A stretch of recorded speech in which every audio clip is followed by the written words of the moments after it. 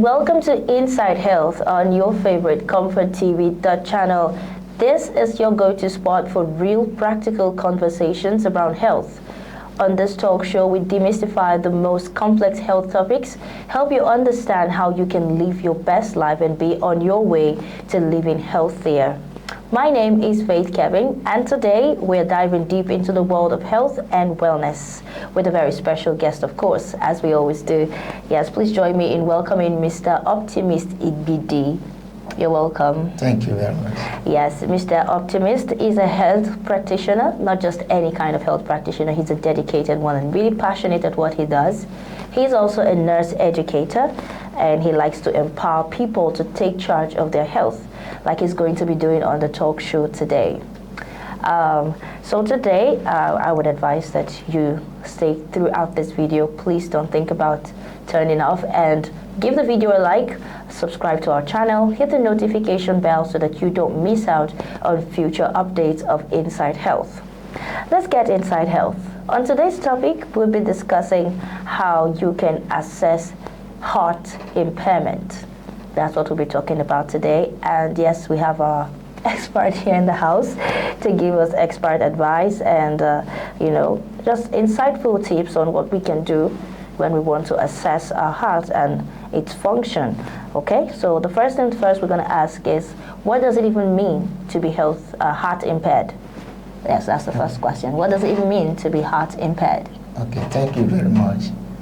The heart impairment simply means the inability of the heart to function as it used to function. And it's as a result of some underlying mechanisms. Okay. All right. So when you talk about accessing the heart, we're not specific if it's the person who's assessing or going to where they will get assessed. So if I'm at home watching you right now and I want to access my heart, how do I do it? Okay. First and foremost, you need to know the normal from abnormal. You need to have that knowledge first and foremost. Definitely. Yes. So from knowing the normal, and you now come to assess to know actually what if somebody is wrong with you. Okay, now starting with that question, this cardiac impairment or anything wrong with the heart, it just centered on three things. Okay. And those three things are: one, when there is decreased in blood supply to the heart, which will now lead to reduction in oxygen. And you know that oxygen is what give the organs and every system the capacity to do work. Yes. So that is number one. Number two, when there is malfunctioning of the electrical impulses in the body. So there's what we call electrical impulses in the body. They are the ones that generate the fire in the heart to produce or to push blood. To pump blood, yeah. Now the third one is when there is inability of the heart to release out the blood received from excessive nervous congestion. So the impaired heart function centered on this. Every heart that is impaired centered on this. If there is no, if it is not coming from the decreased blood supply, it must come from the electrical impulses that is deformed, or inability of the blood of the heart to push out the blood received. I like to call it bad blood. I hope it's actually bad blood. It's not bad blood. All right. So, but you've told us the three different functions that could result in an impairment. But do we have types of heart impairments? Because I know you've given us categories, but do we specifically have types of heart impairments? Yes. Of course, we have numerous of them all, and we know of heart failure. Okay. We know of heart failure. That's the heart attack. The one they say the heart caught an attack. Okay, that's different. It's different. Okay. Heart attack, also known as myocardial infarction. That's what we call that one. So heart failure is the inability of the heart to now push the blood to the required organs. Do you understand? Required organs and tissues. So your heart is failing. Okay, now we have we have 4 chambers of the heart. So the first one, we have right atrium, where the blood enters. The blood entering from blood from the upper extremities and the lower extremities, all of them enter into the right atrium. So then when the right atrium is filled up, yes, there is a valve that will open called atrioventricular valve, right atrioventricular valve. It will open, and the blood that is in the right atrium now will go in there, and it will shut. Then the other valve, pulmonary, the aortic valve, the pulmonary artery, the pulmonary valve will open and allow the blood to push, allow the heart to push the blood down to the nuts. So where it will be oxygenated, that the one pushing there, you may measure of bad blood. Yeah. It's not actually bad blood, it's deoxygenated blood. It has not gotten the oxygen. So it has to go into the lungs and get oxygen. There is exchange, which after getting the oxygen, it now comes back through the veins and enter into the right atrium.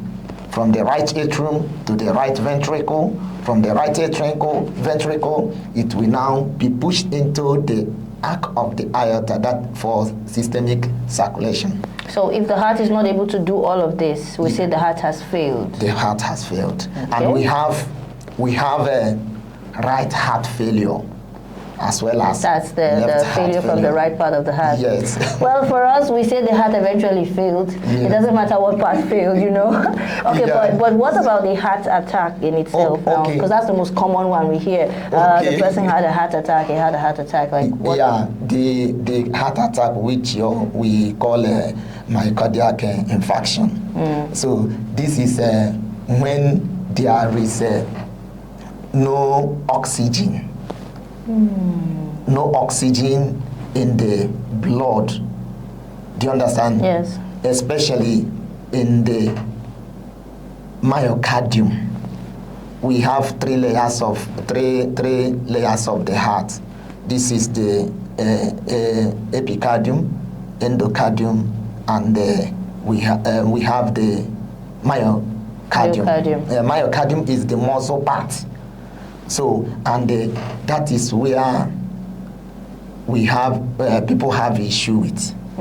So when there is an issue with the myocardium, and when there is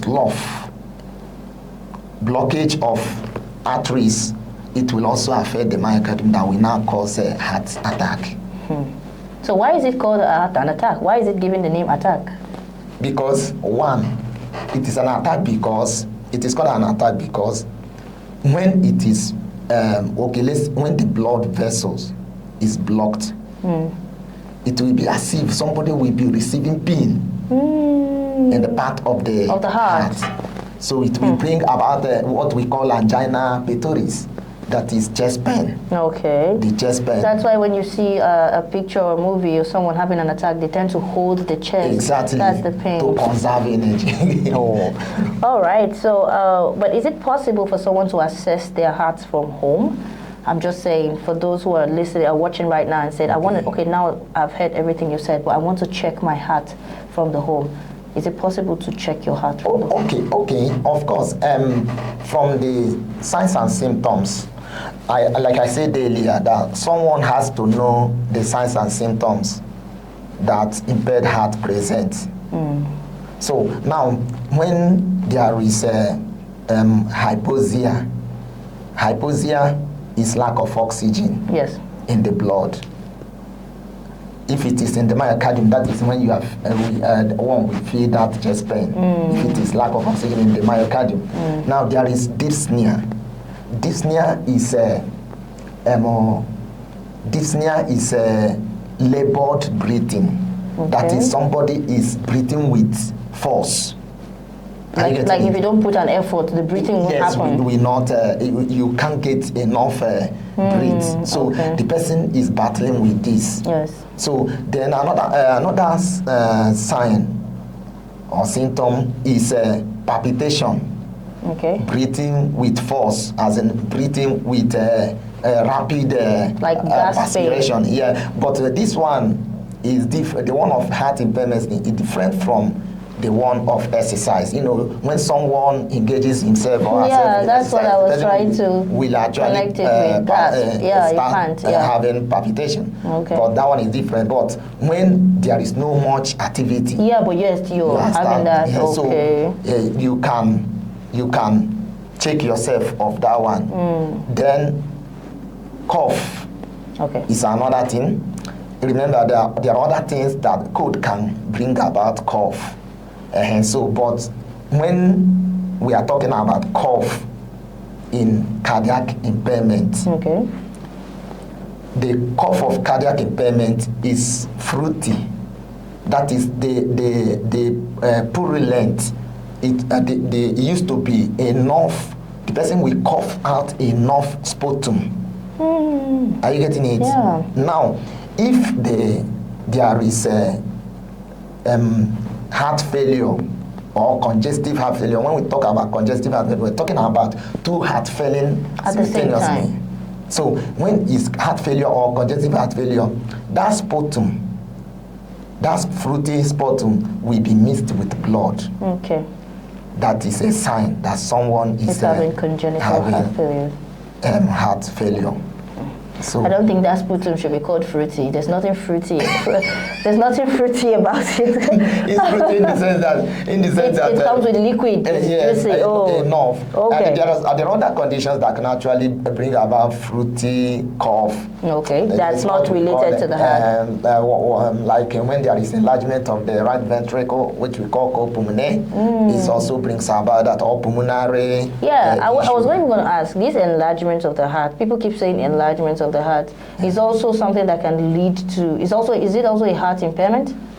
Yes, it's a heart impairment, because when the heart is enlarged, it means there's a problem. And the chambers of the heart, there's what we call friction. Now it will now start rubbing between the lungs, the edges of the lungs and the heart, and other underlining vessels. So when the heart is enlarging, so the underlining vessels are going to experience it. Are you getting it? Yes. So thereby making the heart unable to, or the other organs unable to feel free. Let me just say. Yeah, more like it's encroaching into their space. Exactly. So is this enlargement a result of too much blood? It's swelling. It's like a swell, right? Yes. Enlargement is a swelling. Just swelling, not necessarily that it's filled with blood. Yes, not necessarily. Okay, thank you very much. I told you, this is Inside Health right here on Comfort TV, the channel. We get to demystify some of those terms you think you know, but you do not know. So at what point does it become necessary to go for professional assessment? I'm assessing from home, but at what point should I tell myself the truth and just leave my house and actually go for a professional assessment? Okay. When someone notices some of these signs and symptoms which he or she have not experienced before, there is I didn't mention debility, that is fatigue, unnecessary fatigue. Or someone who used to run on a sport. Okay, let's say, this road now, you can run from here to Opera Square. Someone can run from here to Opera Square in running on the spot and come back. Just take it out. So the person, if heart impairment sets in, the person may run to Opera Square and they take cake and come back, because the ability to come back again to will not be there.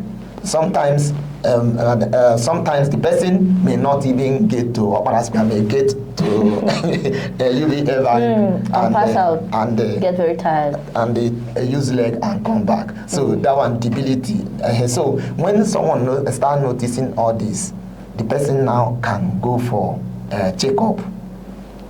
The person can go for checkup in the hospital setting.